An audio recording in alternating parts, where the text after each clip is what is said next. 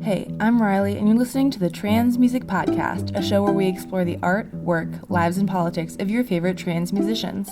If you've been following along on the blog this week, you'll notice I didn't post anything. Nope, went completely silent this week. I spent all my free time writing sad songs on the ukulele. That's the best part about running an underground website about trans musicians. If you have a bad week, there's no bosses, the deadlines are made up, and there's no lost revenue since there's no revenue at all.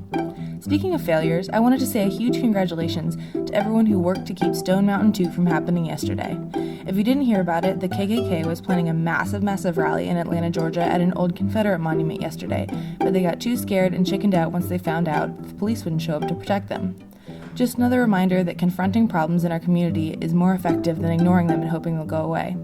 To everyone involved, especially people from Flower, who are willing to put themselves in the way of pretty serious danger to let the Klan know they aren't welcome, I want to say thank you.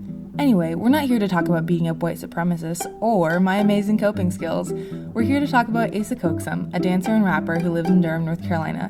I interviewed her recently about her music, her dance career, and her life as a witch.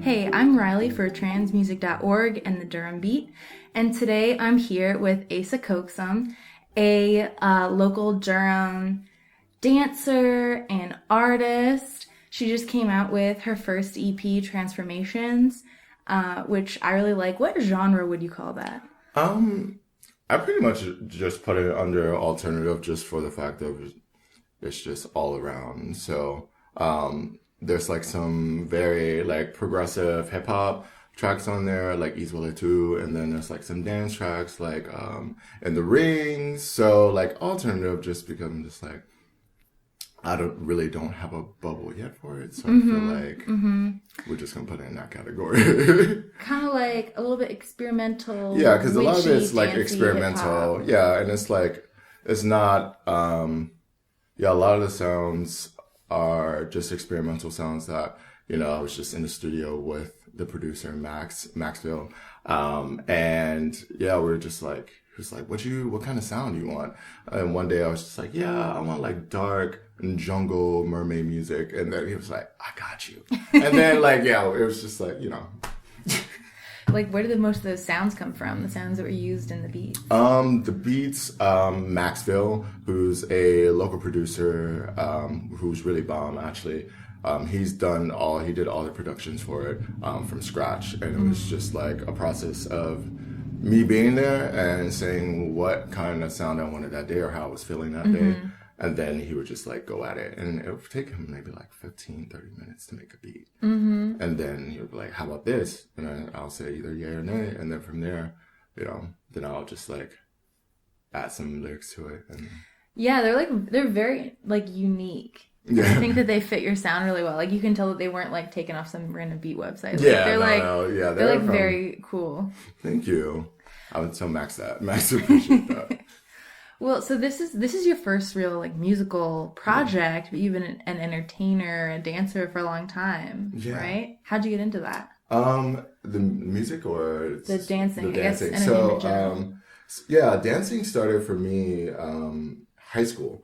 High school, I started dancing in modern dance, and I went to school in Cary actually. And by the end of high school, like I had no training really besides that, but it like took to my body so naturally. I was just like, oh shit. And so by the end of high school, I decided I wanted to dance professionally. And so, I had made a deal with my mom because my mom originally wanted me to just go to college after school or try to get into college.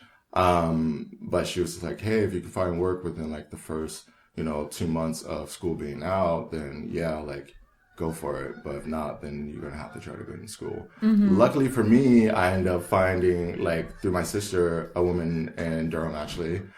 She owns a dance studio over by Northgate Mall and gave me free training and any style that I wanted. Wow. And I joined her, like, dance company, and that's how I started dance professionally.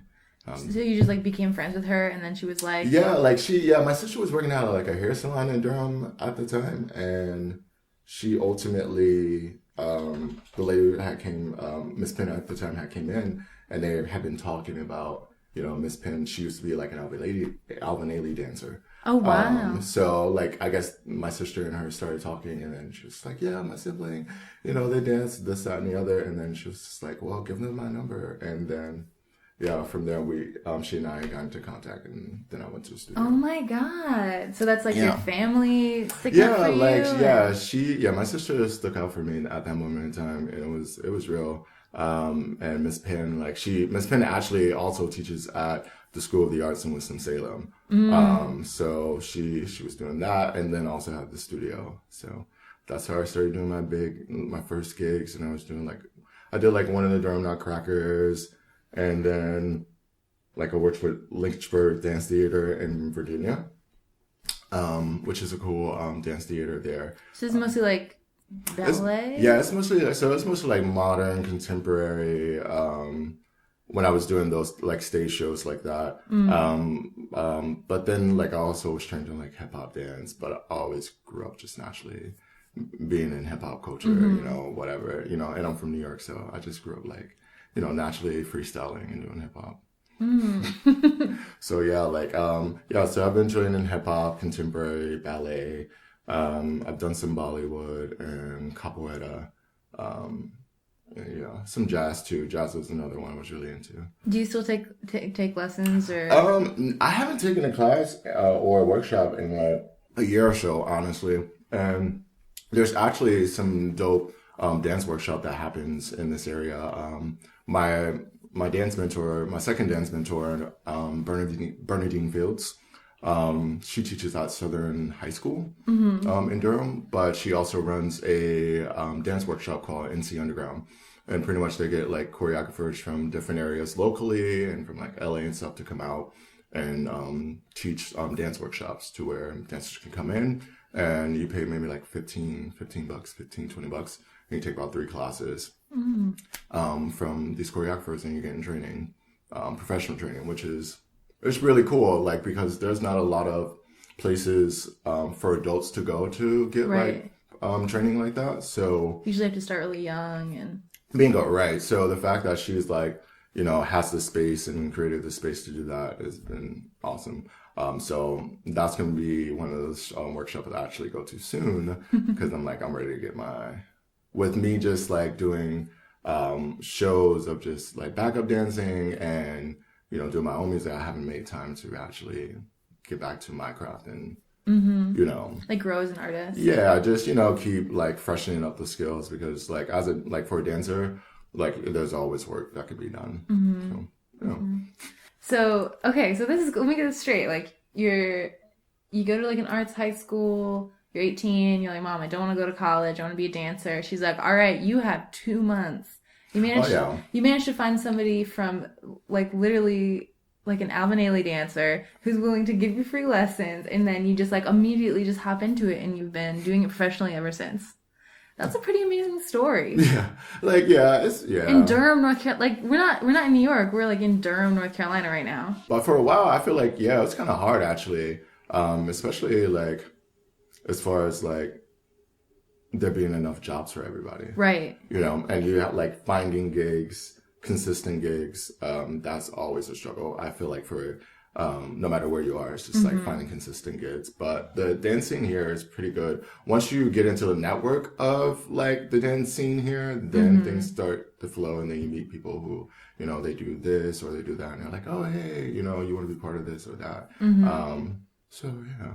It's it's pretty good, but then I end up teaching too because I end up stopping and doing more so teaching, and then so I do it maybe 4 years professionally, 2 or 3 years teaching, and then from there I was just doing other random stuff. Yeah. In between there, just kind of finding my way.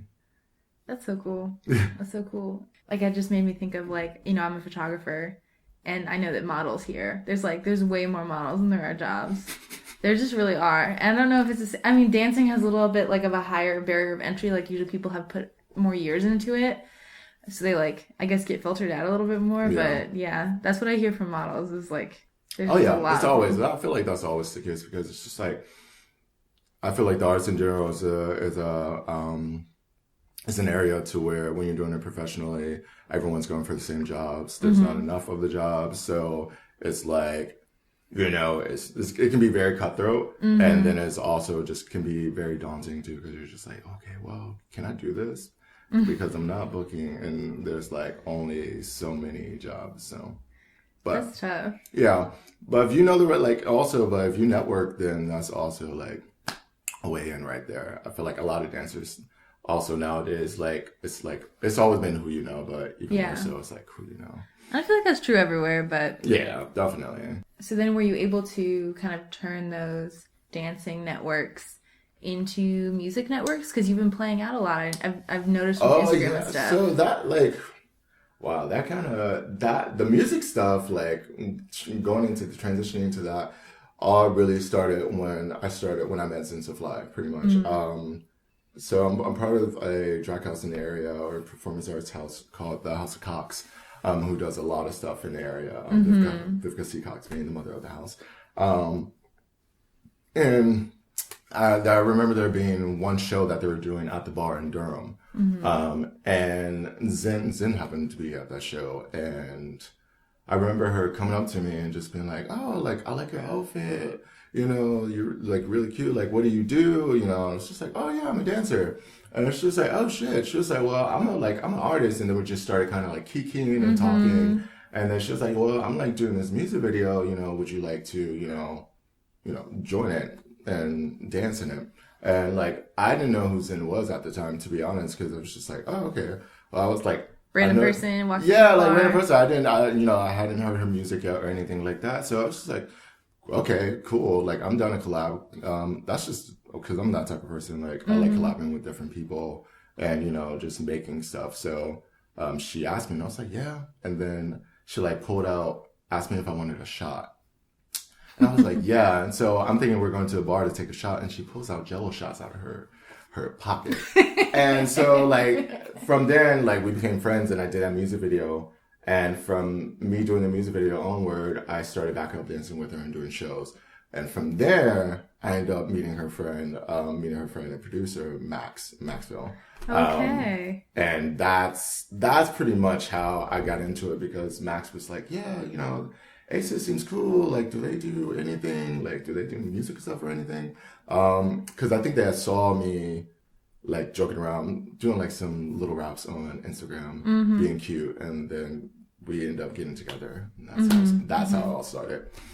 So that one night at the bar, you must have just been dancing your ass off. I hadn't even been, the funny thing, I hadn't even been dancing yet, to be honest. Oh, okay. I was just a cute outfit? You got all that? Yeah, I just had a cute outfit on, and I had been hanging around the house a few times. I was still kind of new to the house, hanging around the house of Cox and whatnot. I wasn't part of the house yet at the time, but I was friends with Mercury Waters and Stormy Day, and that's being around them. I would just go to the events, but I was still kind of new into the scene. So yeah, she found me that way, and then. Yeah. So I remember I went to a house of Cox. It's like a drag house in the traditional sense, kind of.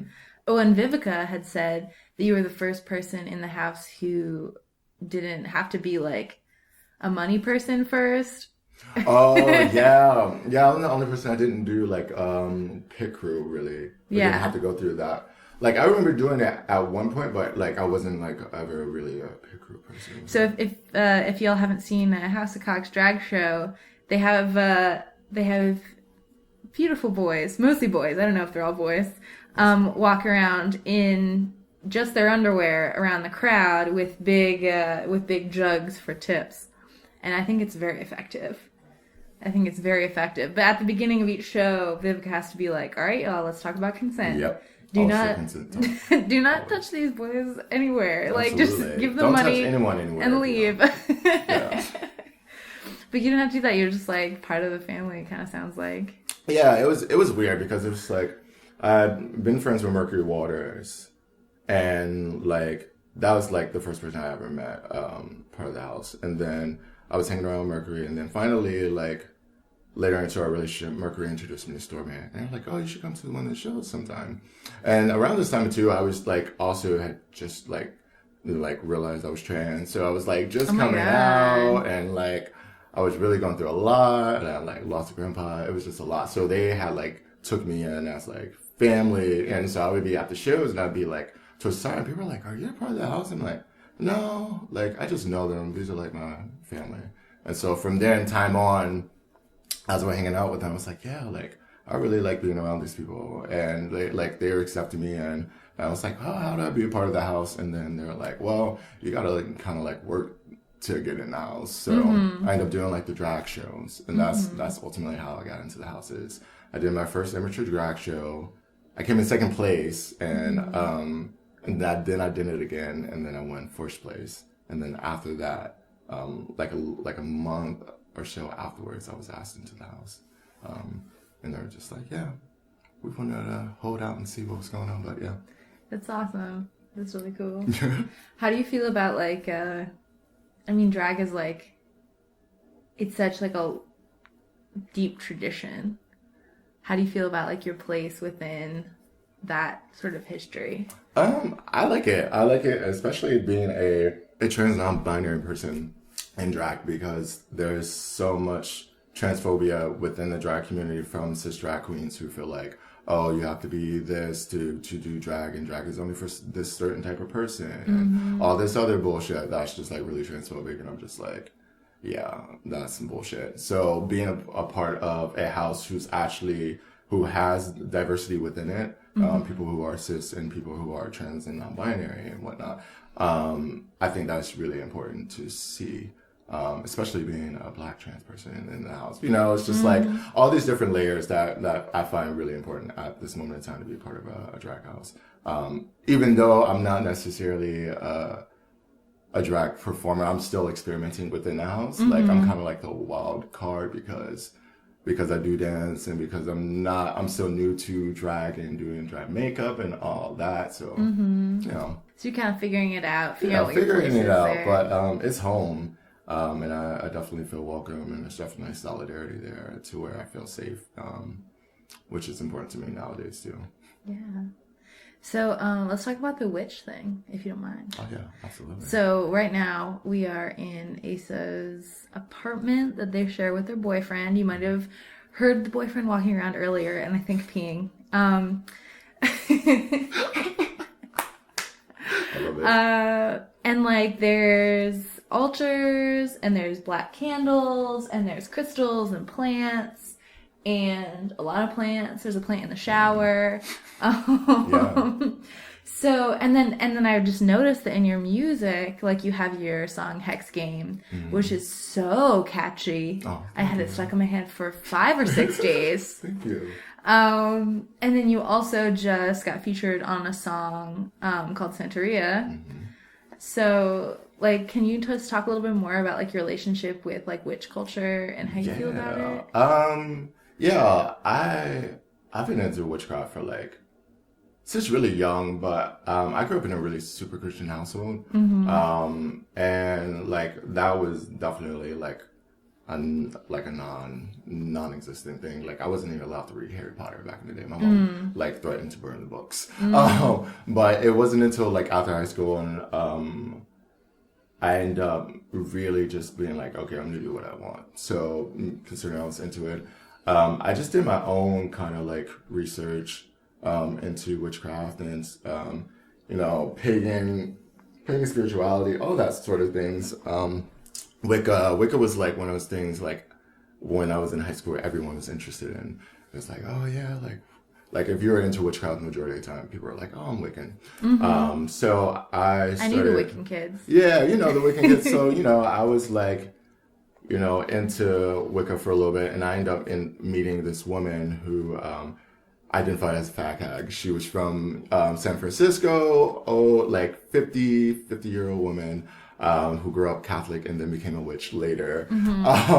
And she kind of like took me under her wing and was just like, oh, hey, like she also kind of clocked that I was queer. Yeah. So she was like, oh, I got you, honey. So she like got me into like Wicca, and then I got into like Druidism because her husband was a Druid.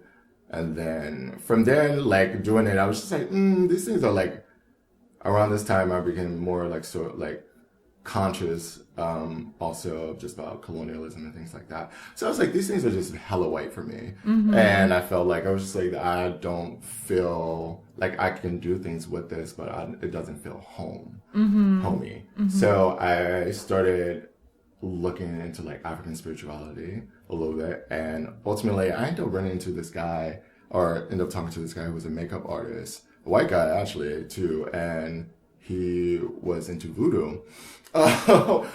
Which is odd, right? When you think, considering the history of voodoo, this white guy doing voodoo. Okay. So he and I was like talking one time, and he was like, "Yeah, I'm into voodoo." And my understanding, like, just because I just grew up in a Christian household, and like even within like, you know, pagan culture, like African spirituality is kind of demonized, especially like things like voodoo, Santeria, and things like that. So I didn't know that. Yeah, like very demonized because it's black magic, which, you know, which people assume is like all about destruction and all that, which has nothing really to do with that. You would think that there'd be solidarity between the like kind of witchy traditions. Even racism even reaches that area. So he ended up talking to me, and I was like, my knowledge was like, that's black magic. It's like, no, actually that comes from like the African slaves. So the fact that this white person is like now thinking about this white person educating me about my own history, I was just kind of like, it's kind of annoying. But he ended up introducing me to the Lua, who are the spirit of voodoo or Haitian voodoo, who are kind of like guardian angels, if you will. And so from there, I got into voodoo. And around this time also, I was really into Azaelia Banks, who's like a bomb artist too. And I followed her on Twitter, and she and I would talk on Twitter a lot. Whoa. So she ended up introducing me to like Santeria, which is also coming from like West Africa, Yoruba tradition. Pause. Azaelia Banks introduced you to Santeria. Yeah, just casually though. It's like, you know, through Twitter, because in the Twitter sphere, like, you know, like celebrities talk to their fans, and I was a big ass fan, so I was always like on her timeline and stuff, and like she would talk to her fans like really casually, like she's which I really respect. Like I know she gets a bad rap from people, but actually she's a really bomb and intelligent person who's kind of misunderstood and demonized, I feel like. But she told me about it, and we would exchange information because I was like really into Lua and voodoo, and I hadn't really known about Santeria, even though it's like coming from the same areas of like Africa. And so she introduced me to the Orishas, who are like a different type of spirit in Santeria or Ocha, who are like the African spirits, or like guardian angels, guardians of your conscience, which I think Orisha really like actually translates to guardians of your conscience. But I started getting into that hoodoo, like all things related to like African spirituality. From there on out, I just kind of dove into. And that's how I got into it, and trying to reconnect with my ancestors, because I feel like growing up as a young Black Christian person and not really knowing the history of where I came from, besides, you know, slavery, you know, ultimately, I found myself searching to be like, okay, like I know my story, like I know there's more to the story than just slavery. And as I became more conscious and became more radical about my way of thinking and decolonizing myself, the more I was like, oh, okay, actually, this history is there. It's just like people have either thrown dirt on it, or, you know, there's misinformation out there. But, you know, I end up finding information for myself. And now I am where I am today. I pray to my ancestors a lot. Not recently, which my altar is not here. So actually, the altar that you see is actually my boyfriend's. My altar is back at my mom's place, and my altar actually has my ancestors on them, because my witchcraft mostly has to deal with ancestry worship and dealing with my ancestors, and more so like hoodoo-ish, you know, and working with the Orisha. So it's kind of like it can be mixed into each other. So that's what I mostly do, and I tend to my ancestors and make offerings to my ancestors and make petitions for them to do work for me, or, you know, help me through things. Does that feel more right and more like homey to you? So much homey. Just because like when when you connect with your ancestors, when you have that tie there, you sort of feel like you have some backing, like you have the backup to do whatever. And when it comes to African spiritualities, their ancestors are like for any Black person or African person who practices like Santeria, voodoo, hoodoo, or anything coming from there, like they'll tell you too probably that like just the overall feeling of being filled with your ancestors or being in the presence of them is just like such a strong feeling, and they're so powerful. So what's next for you musically? Well, I'm working on a track now called Sirens that I'm going to be... Actually, it's like almost done. I actually just have to like lay vocals on it and maybe extend it a little bit with the time on the track, but I'm working with that with Max also. That should be out soon. He's been really busy doing projects with other people and stuff like that, and also doing his shows, and the scheduling's just been off, but I'm going to be in the studio soon finishing that up. And then also I am going to be collaborating with Sandpact, which is so me and Sandpact had like I opened up for Sandpact for one of their shows recently, and they're just really cool in general. But we've been in talks about like just collabing and having fun. They're like so chill, so they're just like, yeah, we love you, like whatever, like let's make time. So that I'm really excited about that because I've been wanting to work with them for a long time. I was the first person to buy their latest tape. I was real proud of myself. Oh, so also Kanchi from Sandpact taught me how to like run the NC State radio station. Oh, listen, Kanchi, like I love them. Like they don't fuck around, like, and like the presence, they're gorgeous, strong. I'm about it. Alex is bomb, also just like chill, like in the cut. Well, I'm excited to hear it. Yeah, I am too, because like I really am. I'm a big fan of theirs, and like also just like I feel like the energy that we both have would just be monumental on the track. I can see it. All right, well, thanks for talking to me. Yeah, absolutely. You can find Asa's music on SoundCloud and Spotify. Just look up Asa Transformation. Her handle for most social medias is @cruelworldofasa. And you can learn more about the House of Cox on vivicaccox.com. Vivica is the house mother. This interview was done in collaboration with the Durham Beat, a local arts and culture magazine here in Durham, North Carolina. You can find a written version, including some portraits I took of Asa, on durhambeat.com. If you have time today, go rate and review the Trans Music Podcast on iTunes so that we beat out all the anti-trans sermons in the ranking system. Thanks for listening, subscribe to us if you can, and go check out transmusic.org for new trans music daily.